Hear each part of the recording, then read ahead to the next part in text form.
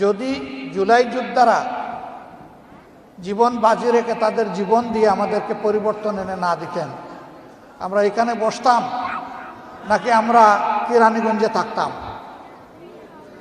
আমরা কাশেমপুরে থাকতাম? আমরা এত তাড়াতাড়ি ভুলে যাই কিভাবে? আমরা তো মাসের পর মাস সেখানে ছিলাম। আজকে এখানে জুলাই যোদ্ধাদের পাশাপাশি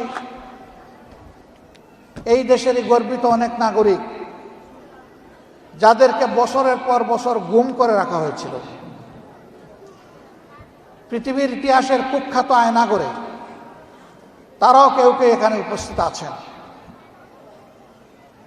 যারা শহীদ হয়েছেন, যাদেরকে খুন করা হয়েছে, তাদের সকলের পরিবার তাদের ঠিকানা খুঁজে এখনো পায়নি। আর যারা আয়নাগরে ছিলেন, তাদের পরিবার জানতই না তারা বেঁচে আছেন নাকি দুনিয়া থেকে বিদায় নিয়েছেন। এমন একটি জল্লাদ সরকারের হাত থেকে যারা মুক্তি এনে আমাদের হাতে তুলে দিল, আমরা ভুলে যাচ্ছি কেন তাদেরকে? ইতিহাস আমাদেরকে ক্ষমা করবে না। আগামীর প্রজন্ম আমাদের কাছ থেকে কড়ায় গণ্ডায় তার হিসাব নেবে।